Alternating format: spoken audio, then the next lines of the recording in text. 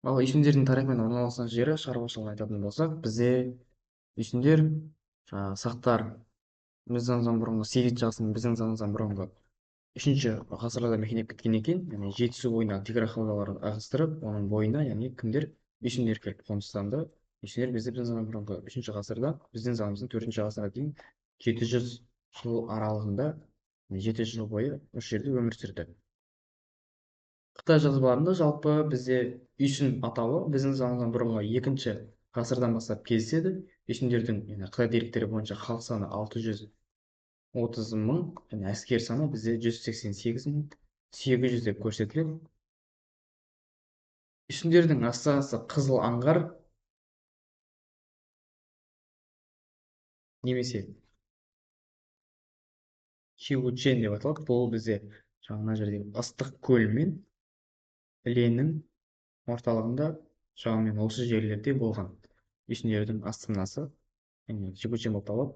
Үйсіндердің негізгі тарихы бізде соғыспен байланысты емес, яғни сақтарда кирмен, жаңағы дариймен, Алексей Македонский, марафон шайқастарына қатысқан оқиғалармен саяси тарих ауқымды жүргізілетін болса, бізде үйсіндерде тек бейбіт өмір, басында яғни ғұндарға бастапқы кезінде тәуелді болғанмен, кейіннен ғұндармен достық қарым-қатынас ретінде, жеке өзі дербес мемлекет ретінде өмір сүре алды.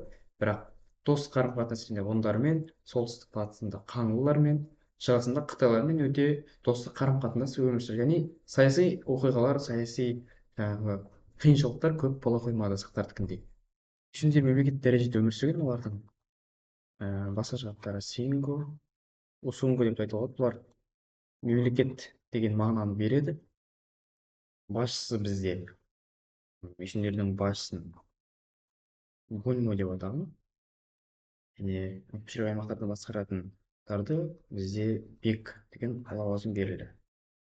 Үйсін қоғамында жалпы теңсіздік қалыптасты. Олар қолға түскен құлдарды көбінде үй жағдайында, үй тіршілігін жұмыстарына жұмсады.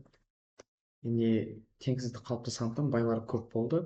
Байлардың негізінде айтатын болсақ 4 және 5 мың жылқылары, 4-5 мың малдары болған. Бізде қарапайым адамдар балық және тас мөлшерді қолданған, ал бізде дәулетті адамдар алтын немесе мыс мөлшерді пайдаланған. Оларды яғни малдардың арқасына таңбалау үшін пайдаланған мөлшерді. Яғни мүлік теңсіздігі болғандықтан бізде жекеменшік шыққанына қарап, біз олардың желеу орындарына қарап көруге болады. Яғни белгілі бір обаларда байлардың желенуі, оның қасында жылқысының бірге қоса желенуі, ыдыс аяқтардың болуы, құмыралардың болуы, бұл сол дәуірдегі адамдардың теңсіздігін, жаңағы дәулетті адамдардың болғандығын дейді. Келесі бір мысалы обада, келесі бір бейітте жай ғана адамның өзі желенген. Мысалы осы екеуіне қарап біз ішінде теңсіздік болған, әлеуметтік жіктелу болған, бай және кедей деп бөлінудің, жіктелудің, яғни орта тұста емес, яғни әлеуметтік теңсіздіктің біршама болғандығын көрсетеді. Және осы арқылы біз форумдарға қарап біле аламыз.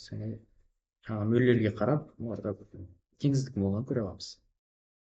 Жалпы үйсіндер туралы деректер бізде қытайлар береді. Қытайлар негізі айту бойынша, яғни басында кейбір деректерде олар айтады, бастапқыда ғұндарға үйсіндер тәуелді болғанымен, кейіннен олар өздері тәуелсіз өмір сүргісі келді және оңтүстік батысқа қарай көшіп, яғни осы жерлерден оңтүстік батысқа қарай көшіп, жетісу жеріне қоныстанған айтып тұр.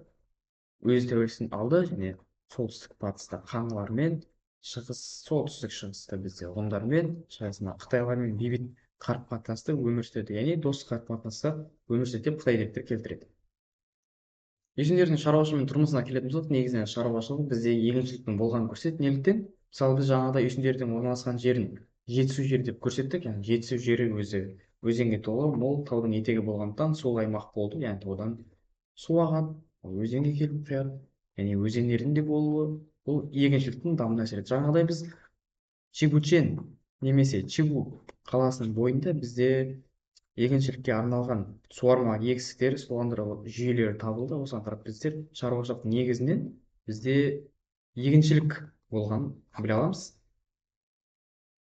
Және үйсіндердің қоныстарында 4-5 үй бізде бір ауылды құраған. Және ауылдарында 4-5 үй болған. Бізде үйлері тау бөктерлерінде қыш кірпішпен салынды және жерлеу орындарында бізде археолог деректер дәлелдейді. Оларда құдайға табыну сияқты өздерінің ғұрыптары болғандар, яғни бір қыш ыдыстың үстінде майшамның қалда қалған бір заттай дерек табылды. осыған қарап біздер құрбандық шалу кезінде өздерінің ғұрыптары болған, яғни шам жаққан арқылы өздерінің жаңағы діни наным түсініктері болғанын дәлелдейді. және қыш ыдыстарда бізде күннің суреті салынған. неліктен бізде сол замандағы темір дәуіріндегі көп халықтар жаратушыны күнмен байланыстырған. мысалы дарийдің өзі бейхұсн жазбасында күн құдайдың қолынан алып тұрған билікті көрсетеді. яғни бізде қарасақ сақтарда да үйсіндерде де, яғни парсы жаңағы тарихтың осы кезіндегі бүкіл аймақтарда дүниежүзі тарихында құдайды және патшаның арасындағы билік алмасу кезең суреттер көп салынған. ал осы суреттің ішінде көп бейнеленген құдайдың бейнесі бұл бізде күн. және үйсіндерде де кезектегідей әдеттегідей күнді бейнелейді, және қыш ыдыстарында. және осыған қарап біз күн құдайға табынғанын біле аламыз. үйсіндердің обаларының шамасы бізде диаметрі 20 метрге дейін, биіктігі 2 метрге дейін жеткен. жалпы біз обаларына қарап батысқа қарай жерленгенін көруге болады. бізде үйсіндер адам өлгеннен кейін қайта тіріледі деп сенген, сондықтан оған өзінің тұрмыстық заттарын, жаңағы бұйымдарын, қыш ыдыстарды бірге қосып, көметін болған. және үйсіндердің бір мәдениетіне келетін болсақ, бұл жерде ақтас қонысының табылуы. ақтас қонысында біздер ақтас қыстағының табылуы, ол жерде бізде 60 метрден 150 метрге дейінгі егіншілік алқапты алып жатқан аймақ табылады. осы жерде біз қола орақта дәнді күштер, жаңа арпа, тары секілді қалдықтар табылды. осыған қарап біз үйсіндердің арпа, тары еккенін, және егіншілікпен айналысқан олардың егіншіліктің екі түрі суармалы егіншілікпен және телімді егіншілікпен де айналысқанын көре аламыз. қорытындылай келе біз ерте темір дәуірінде Қазақстандағы мекен еткен тайпалар, оның ішіндегі сақтар және үйсіндерді қарастырып өттік. сақтарды ең алғашқы темірді өңдей алғаны, жаңағы мысалға бізде сақтарда көшпелі шаруашылық болса, үйсіндерде көбірек егіншілік болды. неліктен көшпелі? бізде сақтардың кезінде өзі жердің құрғақ болып, шөптердің құрғақшылықтың белең алған кез болды. сондықтан халыққа не керек болды? яғни малды асырау керек болды. мал саны көбейген сайын бізге көшіп қону керек болды. енді осының нәтижесі көшіп қону шаруашылық қалыптасты. ал көшіп қону үшін малды бағу керек.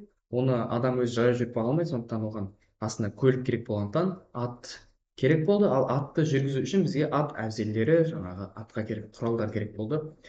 және осылардың барлығының қажеттілігіне сәйкес бізде темірді өндіру, темірді балқыту, яғни темір дәуірі қалыптасты. біз темірді өндіру арқылы осы заманда өмір сүрген адамдардың қай металға көбірек көңіл бөлгеніне қарап сол дәуірді сол атымен атаймыз. темір дәуірінде адамдар құралдарының көпшілігін темірден жасады, яғни қылышты, жаңа тұрмыстық заттарын, соғысқа керек саяси қарсыластарына қарсы жарақтарды темірден жасалды. сондықтан біз темір дәуірін қарастырамыз. сабақ сіздерге ұнады деген үміттемін. бізде бүгін ерте темір дәуіріндегі сақтар мен үйсіндерді қарастырдық. қарап отырсаңыздар, бір металдың өзі, темірдің өзі қаншалықты тарихтың өзіне қатты әсер еткенін байқауға болады. олай болса, сау болыңыздар. келесі кездескенше аман болыңыздар.